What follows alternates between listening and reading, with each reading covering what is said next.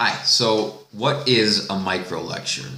It may seem pretty self-explanatory, and for the most part it is, but there are some key points and aspects that you need to know, because there are a lot of people out there using them and researching them that can give us some helpful tips. They're an important part of your hybrid classroom and your online learning, and they are important because not only do they give us small bits of information, easily digestible, but it's also a great way of keeping your social presence in your room with your learner as they go through these microlectures.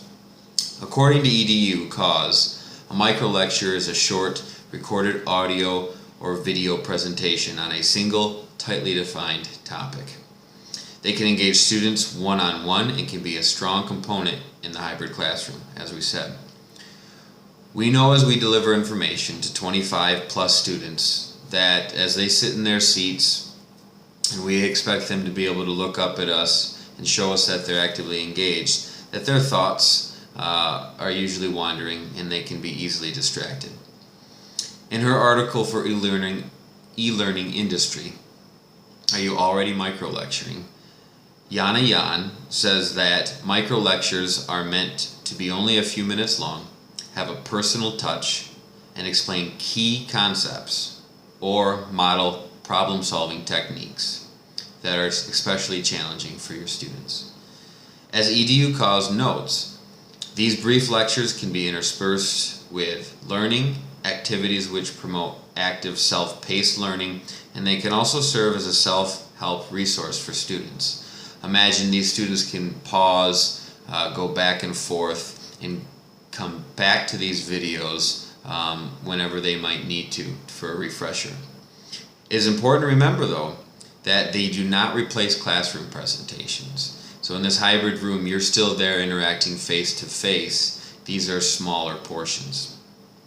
But they can definitely complete or enhance while keeping your presence with the students. There are some concerns with microlectures, of course. There are three that I seem to find come to the top, and they are the most prevalent. They are: how do you create a microlecture? How do you use them? And what about student access to technology so they can receive these microlectures? Microlectures are often used in a flipped classroom. That's where a lot of the lecturing happens at home, and then they come into the classroom to apply what they've learned. Of course, for us in a hybrid or a blended learning, we're doing all of this in the school walls, which means students' lectures will be seen on a laptop or a computer in your room, or possibly a computer lab.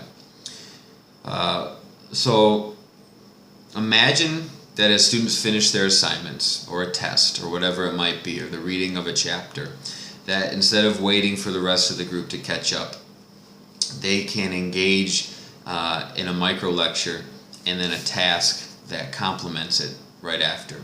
This can be great for review. This could scaffold upcoming learning. And depending on the context, this could also be something that this learner benefits from that might be beyond and something coming in the future. The creation of a micro lecture may seem intimidating to some, and for me it was probably over a year ago. I would have said it would have been. With the technology needed for recording, editing, and uploading. However, Dawn Sweet, in her article for Midwestern Educational Researcher titled Microlectures in a Flipped Classroom, she states that the process of creating one is simple and that having a script is very important. A brief introduction, a conclusion, and some bullet points in between may be all you need, and it will assure that you have key concepts and objectives to cover. She adds that technology is essential to the creation of a recording device, such as a tablet or laptop, a camera, and a microphone. If short enough and scripted well enough, you may not need to edit. Editing software, however, that I would suggest for us at Kentwood Public Schools would be Microsoft Movie Maker, Windows Movie Maker. It's free, and it is, after some tutorials, pretty self-explanatory. Once we have a microlecture created, that can be easily uploaded onto our Google Drive and then shared in our Google Classroom from our learning management system. When starting something new, simply starting is the hardest part. There are a lot of questions probably inside your head, but remembering back to the beginning that microlectures are on a very tightly defined topic, and I would also suggest that starting with a topic and a unit of instruction that you are very comfortable with and familiar with, something you have a lot of resources for. Still, Dawn Sweet, who we mentioned earlier, has some good questions to help you begin to determine the best use and placement of your microlectures. Finally, don't forget that you have just been a part of a microlecture, and that you'll be well on your way in creating one. You just need to start.